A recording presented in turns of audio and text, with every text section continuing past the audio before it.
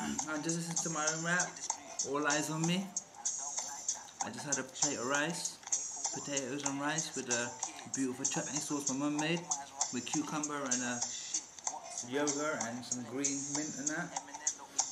Like, she should be a restaurant owner by now, but her dad made her stay home with her sick mother when she was young.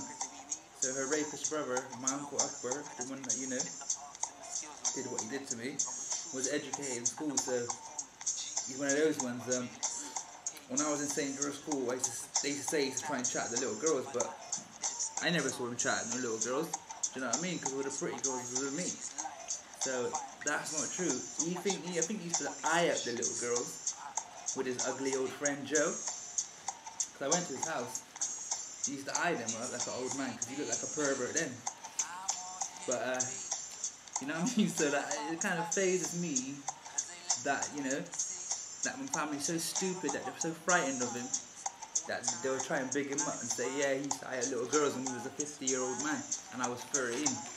I ain't a little 12-year-old. What's up with your family? That's why I don't like you, family. That's why only my mum's gonna get money.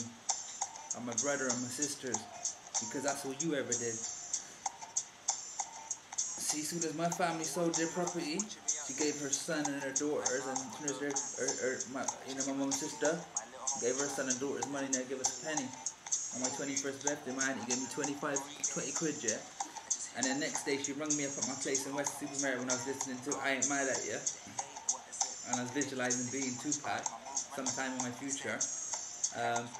She rung up and said, did you steal my credit cards on the day you come around for your birthday? You know what I mean? I was sat with my granddad that night and my cousin Yasmin, prettiest girl in the world. She was about 11 or something, so sexy. And she was just sat next to me, cuddling up to me and loving me, and she showed me all of her emotion and just her presence, you know, was always with her. Yasmin, no, her presence was always from head to toe. It was all in, like a pure universe. And that's how God sort of made me now. You know, from when I was 21, whenever I was with her, I always felt the same as a universal, very free light. So when she used to cuddle up to me, you know, the amount of emotion she showed me, she used to make me feel really nice, like, and I really appreciate her for that. You know, she turned me into a man. Funny enough, you know, I used to walk away feeling very strong about myself, and I think she had a crush on me, you know, like as girls do at that age, you know, because we wasn't like from blood family, so it was quite strange, but I was very strong and mature, that God showed me, you know, how to be a man by that time.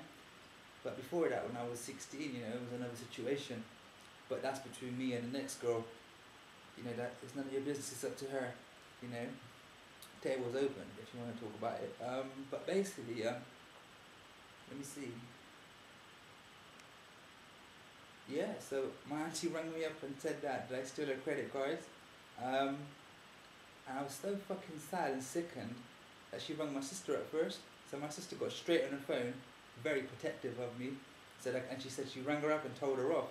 I said, why the hell did you blame Javid for doing that on his fucking birthday? And I remember, like, I told you the story what happened after, what I did straight after that phone call. I tell you now, I ran upstairs, put on I Ain't Mad At Ya, and visualized me singing it with so much energy of, like, disgust and sadness, and I made it, ha, you blame me for this all my life, and I never did nothing wrong. Looked at me like I was a dirty disgust. But only because I was very pretty like a female, I think they looked at you like that. You know, if you get raped by your family when you're a little boy, like in the Greek times, if you got raped and you was a little boy, they would beat you. And if that boy was pretty, he would get beaten even more. Well, I was that boy, so I used to get beaten a lot by their mentalities and their fists and that. And my uncle used to trouble me a lot. And my other uncle, my mum's sister's husband, so my mum's sister's son, used to always say, you ain't got a dad, you ain't got this, I got a computer. So when his mum felt in a good mood, she used to always say, I like Javid better than you, she liked me better than her son. So she used to say this to him, you better behave or I'm going to send you to live with his mum, and I'm going to let me, Javid, live with her. I used to believe her, I used to get so excited at night, I used to be, yes. I used to be there waiting for her to kick him out and let me live in. And I used to take it seriously, because you know what I mean? I was raised without education of love and family. So when you're raised without that, you believe anything anyone says. Like I know as I say that, I could see in my spirit. you know, my spirit guide's showing me, which is an angelic guide from another realm, that there's lots of white kids without hope at this moment, that hasn't got a dad, that believes anything anyone tells them, and maybe may believe our old man and sucking his dick, because the old man makes him feel wanted and gives him money and makes him feel it's okay. That's wrong. I'm here to stick up for those kids, and I'm gonna do something really strong about it. Anyway, I remember sitting at the table with my granddad that night, and I was writing a song, like, and I said to my granddad, I said, I'm going to be a songwriter.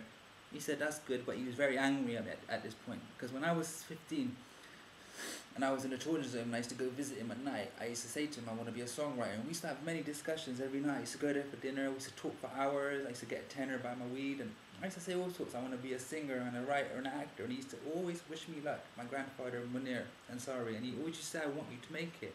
You know, I don't mind you being that. You know, it's your choice. Just do a good job. But I think when I hit 21 and just came off the drugs and had a bad experience with my mum, you know, I think that's why he sat on that table really annoyed with me, and he showed it through his body language. He hardly spoke to me. And when I said, he said, what are you doing now? And I said, I'm just writing songs and really enjoying myself and making something on myself with my, you know, heart and spirit.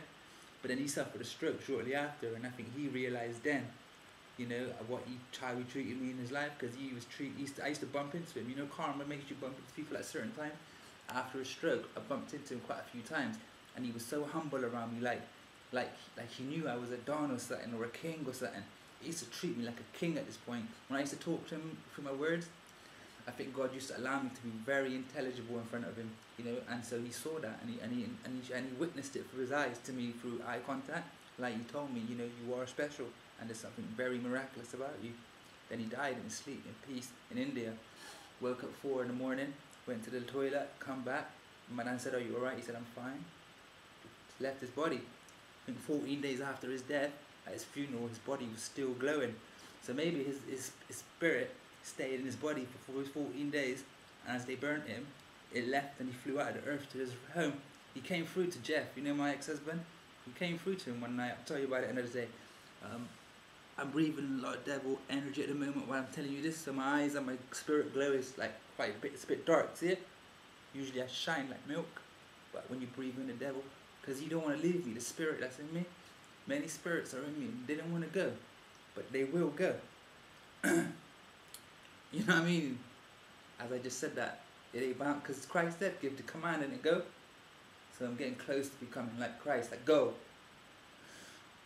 First fresh breath, but it's still that much fresh, and that much devil is still in there. So it's very clever, the mind and body and the brain compact into what it's been designed into, which is different elements of different feelings and emotions and thoughts and vibes. And action speaks louder than words. Faith without action is shit. It's dead. I'm gone. Bye. Can't breathe. Dying. Help.